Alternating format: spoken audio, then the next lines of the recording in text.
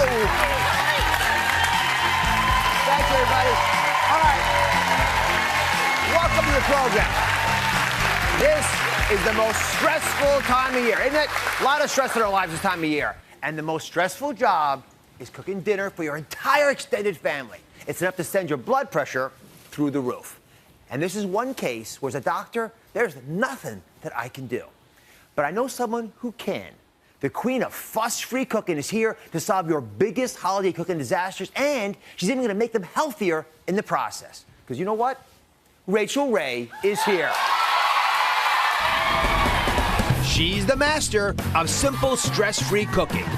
It is the holidays, so we want to make it a little festive.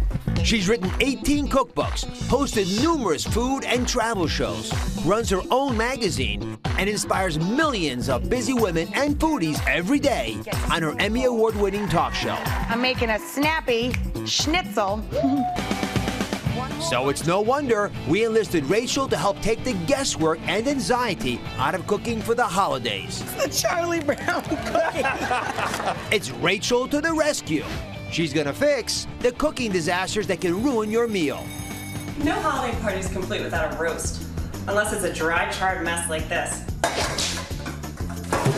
I am so horrible at making gravy. I have to use this. I've been trying to make potato latkes for years, and instead of being crispy, they turn into a gross, soggy mess. My vegetables are so mushy. Rachael, please help me with my vegetable disaster. Rachael, please help me. Please help me. Please help save my holidays. Today, find out Rachael's simple secrets to make it a holiday meal your family will never forget. She's the host of the Rachael Ray Show, and my friend, Rachael Ray. Come on out, Rachael.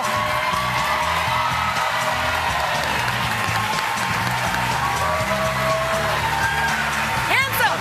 How are you? How are you? I just met the latke lady. Oh, my God. We gotta talk about latkes and lots of stuff. Thank you. Come on over. All right. I'm so happy to have you here.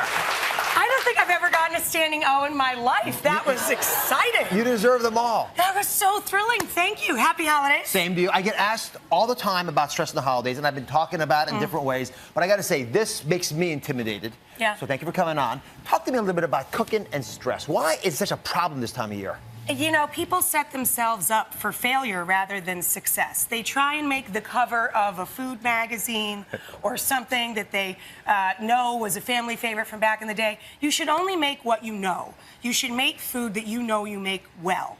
And you should stop trying to make the idyllic, you know. Stop trying to make what you've seen in a movie or seen on the cover of a card.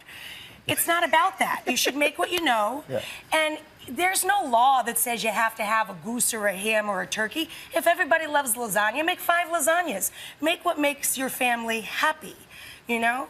And make it ahead of time so that the day that you're trying to enjoy with your family is not spent with you nervous in the kitchen, dropping things and hands all a-trembling. That's not fun. That's not a holiday. Let me get personal with you, because I'm curious how you would deal with it. So, talk to me about your biggest disaster, because I've had catastrophes whenever I walk into the kitchen. I stayed away from baking for 35 years because when I was 12, I tried to make my mother a lemon cottage cake from, I think it was the Good Housekeeping cookbook. It was my mother's favorite from her youth, you know, and I tried to make this cake, and I worked on it for hours and hours, and it was a total disaster. And I cried so hard, my eyes were almost swollen. You're cheering up now. Yeah, it She was is terrible. cheering It up was now. terrible. I hated it. And I didn't bake again until Mother's Day when I was 42 or something. Like 30 years later, I made her some eclairs, and they came out great. But it kept me away from baking forever. All right. Here's the deal today. A lot of you are scared and intimidated. And sometimes there are things that, like baking, that's sort of outside your comfort zone. So what we did, we scoured the country asking for our viewers to send in ideas about their worst holiday cooking disasters. And seated right over there are 3 brave women who came forward. I met them backstage. Hello, ladies. You're just a few. You represent hundreds of women who wrote to us about stories, the very same kinds of problems you're focused on today. So we're going to go through these. These will be very valuable to all of you at home who have any intention of doing any cooking over the holidays. So, Simple fixes.